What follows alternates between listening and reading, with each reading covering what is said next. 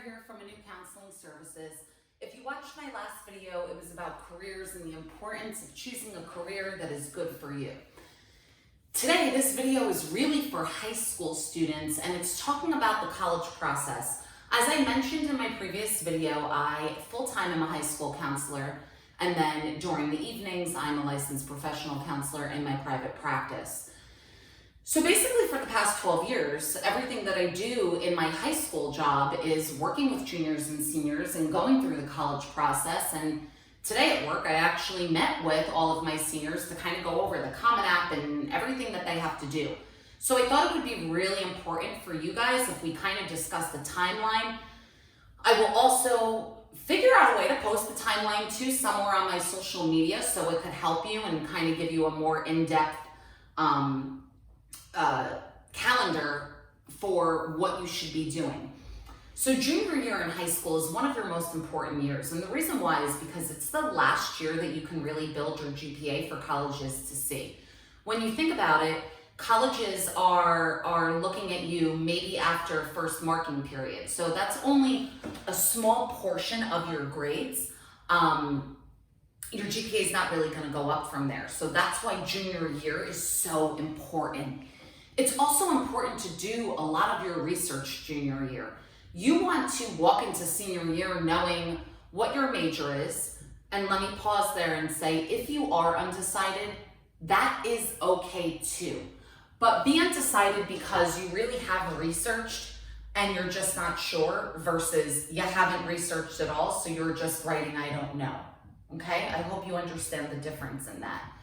So, you want to walk into your senior year knowing what major you want, or that you researched and you decided, I really don't know yet, I just want some exposure from college first. The colleges you want to apply to, how are you applying to them? Common App or directly to the institution? That's very important for school counselors and teachers to know for your letters of recommendation. And the deadlines of your school. Are you doing early action, early decision, priority, regular admissions, rolling? All of that's very important. Remember, early decision and early action, everyone always gets confused on what the difference is. Early action is not binding, meaning you apply early, you get either rejected or accepted early. Early decision, you are basically signing a contract with that school stating, if I get into your university, I 1000% will be going. If you are not sure if you want to go, do not do early decision. Only do early decision if you are 1000% sure that you want to attend that college. So we get into senior year, we have all of this ready. You should have already started working on your college essays during the summer. They should be done by basically, I would say, October 1st of your senior year. You start your applications in September, you get everything going, and then boom, you're ready to apply. I always tell my students I like for them to apply no later than before we go on winter break, which is around December 22nd. But remember, if you're doing early action or early decision, those deadlines start as early as November, which is why, going back to what I said a few minutes ago, it is so important for you to have your college list built and knowing when all of your application deadlines are, for two reasons. One, for you to make sure you have everything done, and two, to make sure your teachers and counselors are aware that they have to have everything done. And to add on to that point, this is just my opinion. As a counselor, I always try to be proactive, and especially seeing all of COVID and everything kind of being out of whack, we didn't prepare for that. Things can happen. So if you know your deadline is October 1st, what I would do is make sure my entire application is done by October 15th for, I believe, did I say the wrong date? If your deadline is November 1st, have everything ready by October 15th. Ask your counselor to make sure she's ready or he's ready to go with your transcript and your letters of recommendation. Ask your teachers to make sure their letters are ready by October 15th and make sure your application is complete and ready to be submitted by October 15th. Make sure SAT scores, whether you have to send them or your counselors are sending them, that everything is ready to go by October 15th. So just in case there is some sort of issue, you know that you allowed yourself 2 weeks, that if there is an issue, there is time to remedy it. Going in reverse to your junior year, make sure you are taking your SAT. You could take your SAT in the fall if you'd like to. If you are in higher level math, so as a junior, anything pre-calc and above, I would suggest taking it in the fall of your junior year.